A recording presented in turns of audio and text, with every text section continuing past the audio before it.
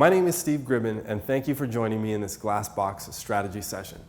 Today, my goal is to help you understand how you can use a few very powerful legal strategies to mitigate your shareholders' clearing risk and lower your overall cost of capital. As a small cap company, your cost of capital is controlled by two basic variables. One, the investment risk to which your investors are exposed, and two, the clearing risk to which your investors are exposed.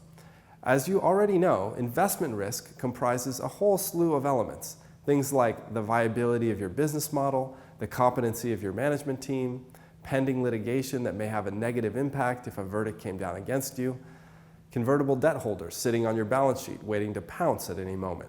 These are the investment risks, what I would call both fundamental and technical investment risks. Now, the other variable that controls your cost of capital beyond investment risk is clearing risk. This is what I really want to focus on today.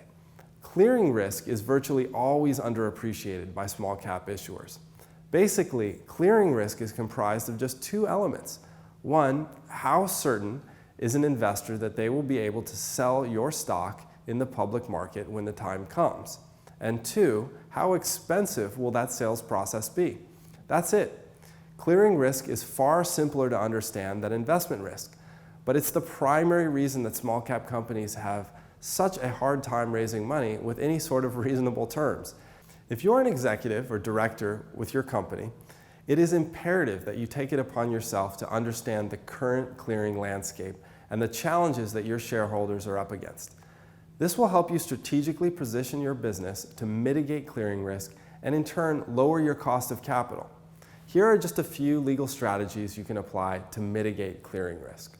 First, whenever possible, raise your capital through primary direct or primary indirect registered offerings. This will open up the widest pool of clearing options for you and greatly improve the certainty of getting your shares into the public market. Second, whenever possible, avoid raising capital by issuing shares that will be dependent on the Section 4A1 exemption or the 144 safe harbor thereunder. This will help keep your investors out of the purview of the highly manual and subjective clearing review process that so many broker-dealers have adopted in recent years. Third, whenever possible, stay away from using Reg A as a shortcut to avoid filing a true registration statement. Everyone from investment bankers to the SEC is pitching Reg A as the best thing since sliced bread, but it's not really going to improve your credit rating when it comes to clearing risk. Fourth, restructure your company if need be to keep your stock price above 1 cent a share and make sure to qualify or maintain your status as an OTCQB issuer.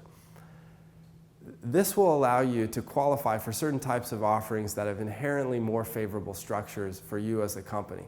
Everyone complains about the $12,000 they have to pay to OTC markets to stay on the QB. Some call it extortion.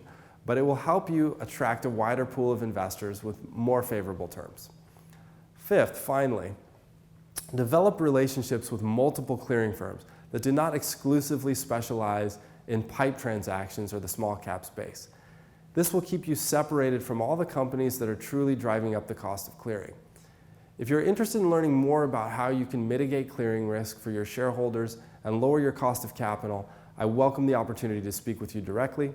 I've worked with a wide range of issuers as securities counsel, and I've also spent quite a bit of time working as an executive and attorney within a large clearing firm that serviced the microcap and small cap space. To contact me, feel free to reach me by email at info@glassboxlaw.com or via one of our inquiry forms on the website at glassboxlaw.com. Thank you.